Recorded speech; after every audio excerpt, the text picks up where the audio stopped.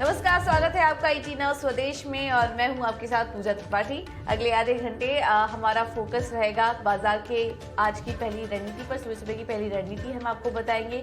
इस वक्त संकेत कैसे मिल रहे हैं ग्लोबल बाजारों से और एशियाई बाजारों से, इस पर भी हम आगे बात करेंगे और खबरों के लिहाज से आज एक्शन कहां पर देखने को मिल सकता है यहाँ पर भी हम चर्चा करेंगे। आज दिसंबर सीरीज की एक्सपायरी है, साल की आखिरी एक्सपायरी है और कल की जो बाजार सीमित दायरे में एक रुझान दिखा रहा था, आज किस तरह का मूवमेंट रहता है इस पर हमारी नजर रहेगी। टीना स्वदेश ने जो पोल कराया उसके मुताबिक 17,000 से 17,200 के बीच आज निफ्टी की एक्सपायरी संभव है। एक बार आपको बता देते हैं कि एशियन मार्केट से किस तरह के क्यूज मिल रहे हैं और उसके बाद प्रियंका के पास चलेंगे, उनसे जानेंगे कि ग्लोबल मार्केट के क्या हालात हैं इस वक्त।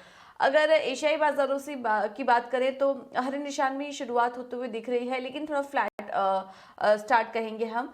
निकाई में करीब 9 अंकों की कमजोरी है, लेकिन अगर बाकी बाजारों को पर नजर डालेंगे जैसे कि एसजीएक्स निफ्टी ये 28 अंक ऊपर है। हैंगसेंग के बाजार भी करीब आधा % की मजबूती के साथ अब शुरुआत होते हुए दिखा रहे हैं। तो जो शुरुआत है वो थोड़ी सपाट सी यहाँ पर देखने को मिल रही है एशियाई बाजारों की तरफ से, लेकिन ग्लोबल मार्केट से और किस तरह के संकेत मिल रहे हैं ये भी एक बार समझ लेते हैं। और हमारे साथ प्रियंका अब जुड़ चुकी हैं पूरी डिटेल्स के साथ। प्रियंका, गुड मॉर्निंग, बताइए इस वक्त ग्लोबल मार्केट से संकेत कैसे हैं?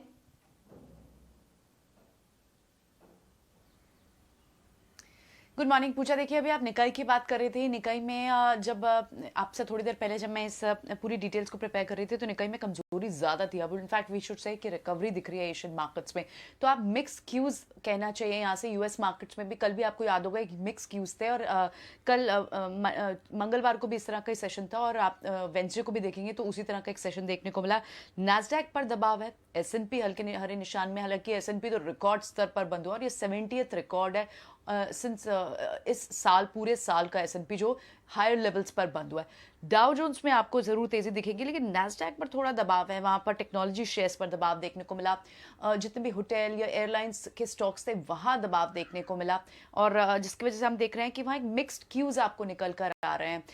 ये तो रहे यूएस मार्केट्स की बात। इसी तरह से आपको निकाई से हालांकि कमजोरी के संकेत है, लेकिन we should call it a recovery. तो आप एक्सपेक्ट करिए कि शायद इंडियन मार्केट्स पे आपको हरे निशान में ही दिखेंगे अगर एसजीएक्स निफ्टी अभी थोड़े दबाव के साथ दिखाई भी दे रहा हो तो। क्रूड में तेजी लगातार जा रही है। कल थोड़े से दबाव के साथ जरूर बंद हुए क्रूड, लेकिन $80 के पास है। अब हम 79 के पार चला गया ये आंकड़ा। दो जो की ट्रिगर इंडिकेटर्स हैं जिन पर नजर रखनी चाहिए और जिनके कारण इक्वेशन बहुत चेंज हुई है, उसमें से एक है यूएस डॉलर इंडेक्स। आपको याद होगा पूजा, कितने ही वीक से हम 96 के ऊपर बने हुए, लेकिन कल यहां थोड़ी वीकनेस देखने को मिली। अब हम 96 के नीचे US dollar index. Bond yield बढ़ी है यहां से 1.51 के आसपास, 1.54% हो गई है। तो यूएस डॉलर इंडेक्स का थोड़ा सॉफ्ट होना एक बड़ा ट्रिगर है, एक अच्छा ट्रिगर है भारतीय बाजारों के लिए। यहां नजर जरूर रखनी होगी। और अगर आप क्रिप्टो करेंसीज की बात करें तो बिटकॉइन में लगातार वॉलेटिलिटी बनी हुई है, वहां गिरावट बनी हुई है। कल भी लगभग 3% तक की गिरावट आपको बिटकॉइन में देखने को मिली है और अब 47,000 के भी नीचे चला गया है भाव बिटकॉइन का। So mix cues from US markets, dollar की वीकनेस, डॉलर इंडेक्स की वीकनेस, इस तरह के ट्रिगर्स, इंडिकेटर्स जिनको ध्यान में रखना होगा पूजा।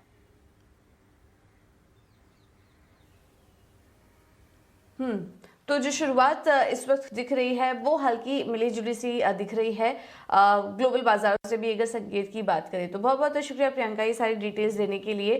तो अमेरिकी बाजारों में हमने देखा कि मिले जुले से संकेत हैं। एसएमपी डाउ जोन्स तो रिकॉर्ड स्तरों पर बंद हुए, लेकिन नैस्डैक में हल्की गिरावट देखी गई। और एशियाई बाजार जैसे कि हमने आपको बताया कि ज़्यादातर जो बाजार हैं वहाँ से इस वक्त सुस्त शुरुआत होते हुए दिखाई दे रही है। एक बार देख लेते हैं कि एफआईएस और डीआईएस के आंकड़े किस तरीके थे और इसके बाद हम आगे चर्चा करेंगे कि बाजार में पहली रणनीति आज के लिए क्या होनी चाहिए। सबसे पहले तो एफआईएस ने कैश मार्केट में जो आंकड़ा आया है वो फिर से बिकवाली का तरफ है। 975 करोड़ की बिकवाली देखी जा रही है कैश मार्केट में एफआईएस की तरफ से। डीआईएस की तरफ से 1007 करोड़ की खरीदारी देखी गई है। इंडेक्स फ्यूचर की भी बात करें तो 162 करोड़ की बिकवाली है और इंडेक्स ऑप्शन में खरीदारी का आंकड़ा है, बड़ा आंकड़ा है ये, 4,633 करोड़ का आंकड़ा एफआईएस ने इंडेक्स ऑप्शन में करके गए हैं। तो कल हमने देखा था कि कल एक खरीदारी का आंकड़ा आया था, नेट बाइंग का आंकड़ा आया था, एफआईएस का आंकड़ा छोटा था, लेकिन आज फिर से 975 करोड़ की बिकवाली का आंकड़ा दिखाई दे रहा है। तो इन तमाम संकेतों को आज के लिए कैसे समझना चाहिए, स्पेशली एक्सपायरी के दिन, ये भी देख लेते हैं। और इस वक्त हमारे साथ ब्रजेश सिंह जुड़ चुके हैं मार्केट पर अपनी राय देने के लिए। Brajesh, good morning. 18 स्वदेश का समय देने के लिए बहुत बहुत शुक्रिया आपका। कल तो इस सीमित दायरे में ही कारोबार होता हुआ दिखाई दिया, लेकिन उसके बावजूद हम जो क्लोजिंग दी वो कहीं ना कहीं 17,200 के ऊपर क्लोजिंग देने में कामयाब रहे हैं। अब आज एक्सपायरी का भी दिन है, क्या कुछ वॉलेटिलिटी एक्सपेक्ट कर रहे हैं आप, या फिर ऐसा ही दायरे में ही बाजार काम करता हुआ नजर आएगा? और एक्सपायरी आज आप किन स्तरों पर देख रहे हैं? गुड मॉर्निंग पूजा जी। देखिए, कल के सत्र में हमने एक चीज जो नोटिस की थी वो ये की थी कि जब मार्केट क्लोज हुआ था तो लगभग 17,188 के आसपास में निफ्टी बंद हुआ था, लेकिन पोस्ट क्लोजिंग के बाद में एडजस्टमेंट जो हुआ तो ये प्लस साइन थे कि निफ्टी जो 17,200 के ऊपर बंद हुआ। लेकिन आप आधे घंटे या 1 घंटे लास्ट के आवर्स में देखेंगे कल के सत्र में बिकवाली ही हावी थी। और आप एक और चीज नोटिस कीजिए, 17,280 से लेकर 17,295 या मैं प्रिसाइजली कहूँ 17,300 तक का जो लेवल है वो एक रेजिस्टेंस की तरह प्ले आउट कर रहा है। अगर वो एक बार ब्रेक करके निफ्टी उसके ऊपर सस्टेन होगा तो आप ये मान के चलिए कि एक 150 से 200 पॉइंट की एक शार्प पुल बैक रैली आपको देखने को मिलेगी या शॉर्ट कवरिंग देखने को मिलेगी। रही बात क्लोजिंग की, एक्सपायरी की, तो मेरा ऐसा मानना है कि यही लगभग 17,220 से लेकर 17,250 के दरमियान निफ्टी को एक्सपायर होना चाहिए। सपोर्ट वाइज 17,070, 17,100 ये इंट्राडे सपोर्ट लेके चल रहे हैं हम। 17,290, 17,340 ये इंट्राडे का रेजिस्टेंस लेके चल रहे हैं निफ्टी के लिहाज से।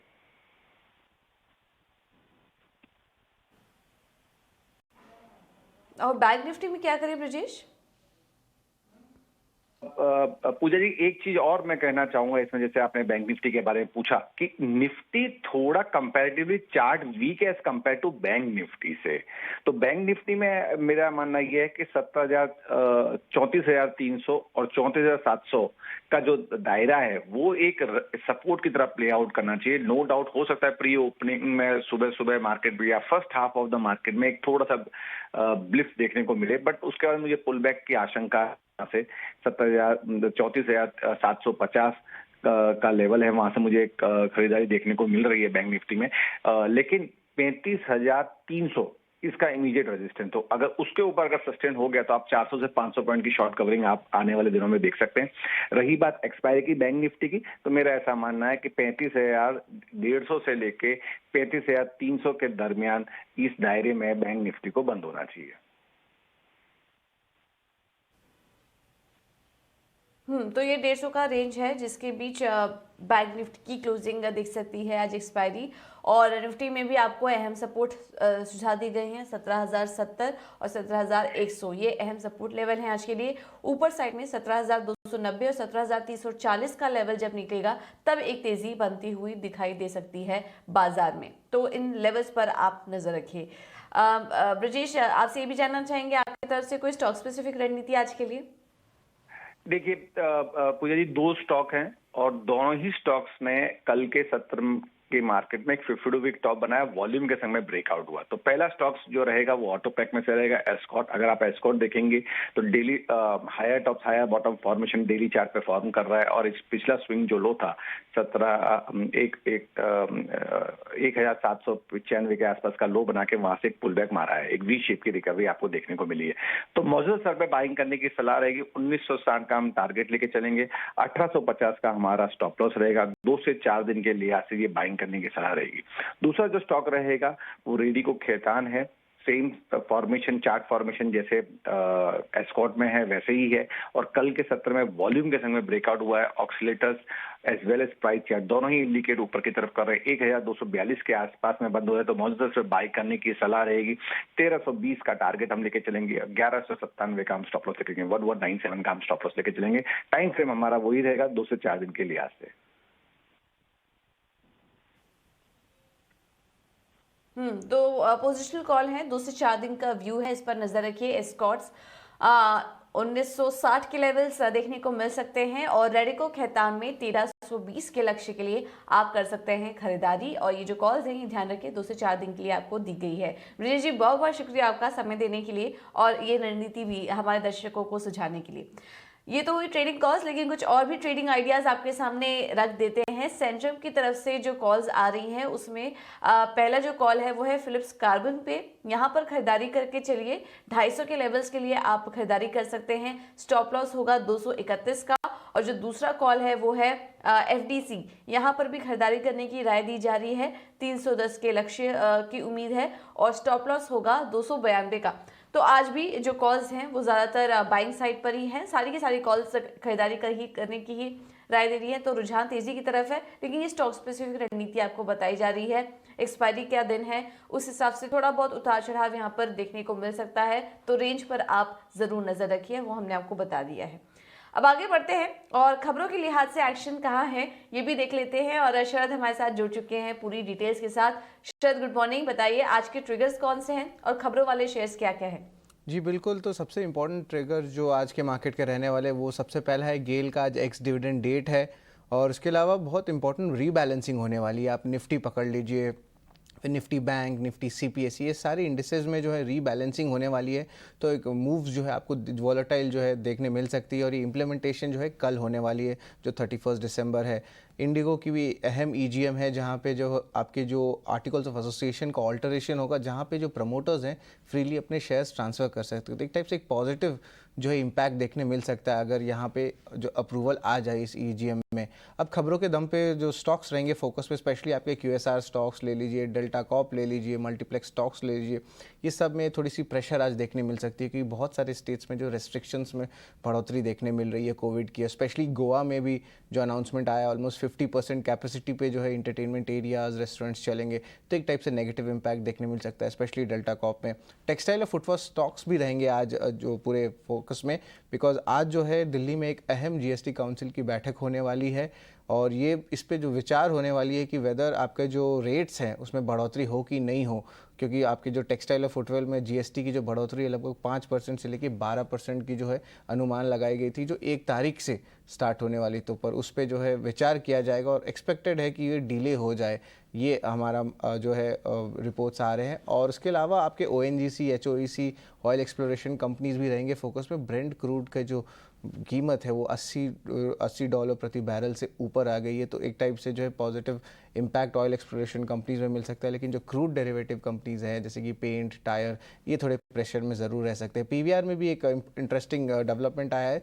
तेलंगाना में जो टिकटें की जो कीमत है उनकी उन्होंने बढ़ाई है और लगभग अगर बढ़ोतरी देखा जाए तो ऑलमोस्ट 250 रुपये तक कर दी है नॉर्मल सीट्स, और रिक्लाइन सीट्स लगभग 300 रुपये के लिए। अगर रेवेन्यू इम्पैक्ट देखा जाए हमारे रिसर्च के हिसाब से तो लगभग 2 से लेकर 3% तक का टॉप लाइन ग्रोथ देखने मिल सकता है स्टॉक में रेवेन्यू वाइज।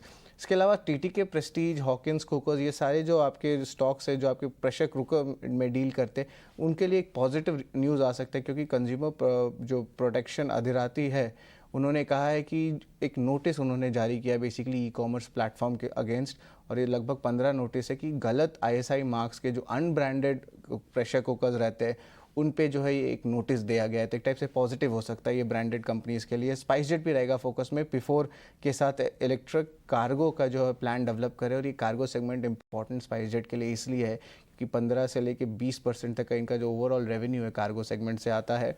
NTPC भी रहेगा फोकस में। मीडिया रिपोर्ट्स आ रहे हैं कि वो स्ट्रैटेजिक इन्वेस्टर्स खोज रहे हैं उनके क्लीन एनर्जी आर्म के लिए, और इस क्लीन एनर्जी आर्म की जो लिस्टिंग जो है IPO में लगभग FY23 के एंड में होने का अनुमान है।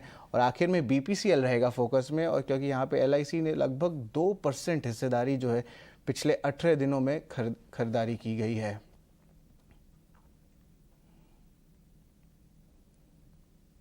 तो BPCL हम देख रहे हैं ऑयल एंड गैस कंपनियां पिछले कुछ समय से फोकस में भी हैं, तेजी दिख रही है। और LIC ने भी देखिए पिछले 18 दिनों में करीब 2% हिस्सेदारी खरीदी है BPCL में। तो ऑयल मार्केटिंग कंपनियों पर नजर रखिए, ऑयल एंड गैस सेक्टर पर नजर रखिए, और इसके अलावा भी काफ़ी सारे स्टॉक्स और ट्रिगर्स शरद ने बताया, यहाँ पर भी हमारा फोकस रहेगा। शरद बहुत बहुत शुक्रिया आपका ये सारी डिटेल्स देने के लिए। अब आगे बढ़ते हैं और रुख करते हैं एक और बड़ी खबर का। बैंक्स आज फोकस में रह सकते हैं क्योंकि आरबीआई ने एक रिपोर्ट जारी की है बैंकों की सेहत और फाइनेंशियल स्टेबिलिटी पर, और इस रिपोर्ट में क्या क्या जानकारी है ये भी हम आपको बता देते हैं। अंकुर मिश्रा इस वक्त मेरे सहयोगी जुड़ चुके हैं पूरी डिटेल्स के साथ। अंकुर, गुड मॉर्निंग। बताइए, ये जो फाइनेंशियल स्टेबिलिटी रिपोर्ट जारी की गई है आरबीआई की तरफ से, क्या कुछ आउटलुक शेयर हुआ है इसमें? जी हाँ, फाइनेंशियल स्टेबिलिटी रिपोर्ट के मुताबिक बैंकों के एनपीए सितंबर 2022 तक बढ़ सकते हैं। आरबीआई की फाइनेंशियल स्टेबिलिटी रिपोर्ट ये अनुमान लगाने की कोशिश करती है कि अगर डिफरेंट स्ट्रेस टेस्ट किए जाएं, मतलब अगर सिस्टम में थोड़ी सी प्रॉब्लम होती है, थोड़ा स्ट्रेस होता है, तो क्या सिनेरियो होगा। तो इसी हिसाब से बेसलाइन सिनेरियो में अनुमान ये है कि सितंबर 2022 से अभी के 6.9% से बढ़कर जीएनपीएस 8.1% हो सकता है। इसी तरीके से अगर मीडियम स्ट्रेस रहा तो जीएनपीएस 8.7% तक बढ़ सकते हैं, और सीवियर स्ट्रेस के सिनेरियो में जीएनपीएस 9.5% तक बढ़ सकते हैं। इसी तरीके से कैपिटल एडिक्वेसी रेशियो का भी अनुमान लगाया गया है, और यहां पर फाइनेंशियल स्टेबिलिटी रिपोर्ट का अनुमान है कि बेसलाइन सिनेरियो में सीआरएआर यानी कैपिटल एडिक्वेसी रेशियो 15.4% तक गिर सकता है। अभी जो कैपिटल एडिक्वेसी रेशियो है सितंबर 2021 तक वो 16.3% तक रहा था, और अगर मीडियम स्ट्रेस रहा तो कैपिटल एडिक्वेसी रेशियो 14.7% तक गिर सकता है, और सीवियर स्ट्रेस सिनेरियो में कैपिटल एडिक्वेसी रेशियो में 13.8% तक की गिरावट हो सकती है। इसी तरीके से कुछ इंपॉर्टेंट कमेंट्री रिटेल और एमएसएमईज पर भी आई है। रिपोर्ट ये बोलती है कि जो माइक्रो और स्मॉल मीडियम इंटरप्राइजेस यानी एमएसएमईज में थोड़ी सी चिंता उभरने लगी है। साथ ही साथ रिटेल क्रेडिट का जो मॉडल है, रिटेल क्रेडिट की जिस तरीके से ग्रोथ हुई है, वहां पर भी थोड़ी सी हेडविंड्स देखी जा रही हैं। तो ये बैंकों पर आरबीआई ने रिपोर्ट जारी की है। सितंबर 2021 में 6.9% थे एनपीए, ग्रॉस एनपीए बैंकों के, और वो बढ़कर अब 8.1% हो सकते हैं। तो ये एक रिपोर्ट जारी की है। वर्स्ट केस सिनेरियो में भी एनपीए जो है वो बैंकों के बढ़ सकते हैं। तो क्या कुछ और डिटेल्स आता है, इस पर हम आगे भी चर्चा करेंगे बैंकों के सेहत पर। लेकिन फिलहाल ग्रॉस एनपीए बढ़ने की जो खबर आ रही है वो थोड़ी नेगेटिव है। अब आगे बढ़ते हैं और कुछ और भी रिपोर्ट्स पर फोकस कर लेते हैं। और आज ज़्यादातर घरेलू रिपोर्ट्स आई हैं जिन पर कि आज जो हमारे रडार पर हैं। शुरुआत कैनफिन होम से करते हैं। इस पर एंटिक ने अपनी रिपोर्ट जारी की है। खरीदारी किराए बरकरार रखे हुए हैं, लक्ष्य 770 रुपये प्रति शेयर का देख रहे हैं, और इनका मानना है कि अब तक की जो एसेट क्वालिटी परफॉर्मेंस रही है एसेट क्वालिटी के फ्रंट पर कैनफिन होम्स की, वो अपने पीयर्स के मुकाबले काफ़ी अच्छी है, और मार्जिन में भी हम देख रहे हैं कि धीरे धीरे यहाँ पर सुधार देखने को मिल रहा है। इन्वेस्टेक ने बीएसई पर रिपोर्ट जारी की है और डाउनग्रेड कर दिया है अपने रेटिंग को। होल्ड की राय को घटाकर बेचने की राय दे दी है। लक्ष्य देख रहे हैं 1720 रुपये प्रति शेयर का। कंपनी की वॉल्यूम्स तेजी से बढ़ रहे हैं, एनएससी की लिस्टिंग संभव है, और इससे कंपनी के वैल्यूएशन में री रेटिंग होने की संभावना है। बैंकिंग शेयरों पर हम थोड़ी देर पहले रिपोर्ट की बात कर रहे थे, आरबीआई की रिपोर्ट्स की, और उसी पर मैक्वायरी ने अपनी रिपोर्ट जारी की, और इनका मानना है कि Q3 में बैंक की एसेट क्वालिटी परफॉर्मेंस अच्छी रहेगी। FY22 थोड़ा डिफिकल्ट हो सकता है, ओमिक्रॉन की बढ़ती हुई चिंताओं के बीच थोड़ा डिफिकल्ट समय आ सकता है बैंकों के लिए। और आखिर में बात करते हैं एडलवाइज की रिपोर्ट आई है। टेक महिंद्रा पर खरीदारी की राय बरकरार रखे हुए हैं, लक्ष्य 2050 रुपये प्रति शेयर का देख रहे हैं, और इनका मानना है कि जो ग्रोथ है, बिजनेस ग्रोथ है कंपनी की, उसमें आगे भी एक तेजी बनी रहेगी। तो ये कुछ रिपोर्ट्स हैं जहां पर कि आज हमारा फोकस रहेगा, किस तरह का एक्शन इन रिपोर्ट्स के चलते देखने को मिलेगा, इस पर हम आगे भी चर्चा करेंगे। लेकिन अब कमोडिटी मार्केट की बात कर लेते हैं और किस तरह का रुझान वहां पर दिख रहा है इस वक्त, ये भी समझ लेते हैं। कोटक सिक्योरिटीज से रविंद्र राव इस वक्त हमारे साथ मौजूद हैं। Ravindra, good morning. इटीना स्वदेश को समय देने के लिए बहुत बहुत शुक्रिया आपका। आज कमोडिटी मार्केट में किस तरह से ट्रेड करना चाहिए? Good morning. मेरे हिसाब से जो मेरा पहला पिक होगा वो क्रूड होगा। क्रूड में हमने एक अच्छा अपमूव देखा है। काफी टाइम से क्रूड में हमने एक रेंज बाउंड मूवमेंट देखा था between $74 to $68 in terms of WTI। लेकिन अब ये रेंज को निकाल कर अभी करीब $77 के आसपास ट्रेड कर रहा है।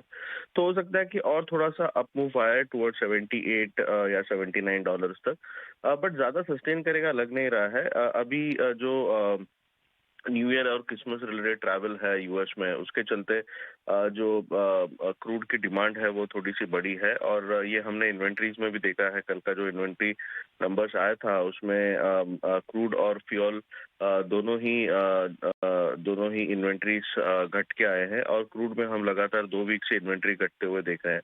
तो मेरे हिसाब से वो थोड़ा सपोर्टिव है, लेकिन आने वाले समय में like at the first week of new year OPEC की मीटिंग है, ओपेक प्लस की, तो वो थोड़ा सा इम्पैक्ट करेगा। तो मेरे हिसाब से थोड़ा सा पॉजिटिव रह सकता है, बट ऊपर में $78 to $79 के आसपास एक बार कैप रहेगा। तो अगर इंडियन मार्केट्स की बात करें तो मेरे हिसाब से 5,750 से 5,770 तक के लेवल्स हम इसमें देख सकते हैं। तो डिप में खरीदारी कर सकते हैं 5640 5650 के आसपास, 5580 का एक स्टॉप लॉस मेंटेन कर सकते हैं। दूसरा गोल्ड, अगर देखें तो गोल्ड में भी बहुत रेंज बाउंड ट्रेडिंग है, क्योंकि ईयर एंड है और थोड़ा सा हॉलीडे मूड है, तो उस वजह से हम कोई मेजर ट्रिगर्स नहीं देख रहे हैं। बट जो डॉलर का मूव है, डॉलर और यूएस बॉन्ड डील्स का, उसके चलते गोल्ड में एक रेंज बाउंड मूव चल रहा है। डॉलर इंडेक्स में हमने देखा है कि ऊपरी लेवल पर ज्यादा सस्टेन नहीं कर रहा है प्राइसेस, तो वो भी एक रेंज बाउंड मूव दिखा रहा है। तो हमें लगता है कि इवन गोल्ड में हम 1790 से लेके 1820-22 तक का लेवल हमें एक रेंज दिख सकता है। तो उसे अगर इंडियन मार्केट्स में देखें तो अराउंड 47,600 से लेके 48,100 तक का रेंज हो सकता है। तो आज के सेशन में मुझे लगता है कि एक बार उछाले पे बेचना चाहिए टुवर्ड्स 48,000, फिर से हम 47,700 का लेवल देख सकते हैं, और 48,100 का हम स्टॉप लॉस मेंटेन कर सकते हैं। थर्ड पिक होगा कॉपर। कॉपर में भी एक रेंज बाउंड मूवमेंट है, बट ऊपरी लेवल्स पर हम रेजिस्टेंस देख रहे हैं। तो मेरे हिसाब से एक बार बेच के चल सकते हैं टुवर्ड्स 748, 752 का स्टॉप लॉस मेंटेन कर सकते हैं, और लोअर लेवल पे 742 के लेवल्स एक्सपेक्ट कर सकते हैं। मुझे लगता है कॉपर में भी 738 से लेके 752 का रेंज बना रहेगा एमसीएक्स पर।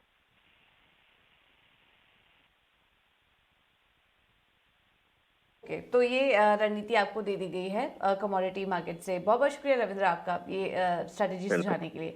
तो फिलहाल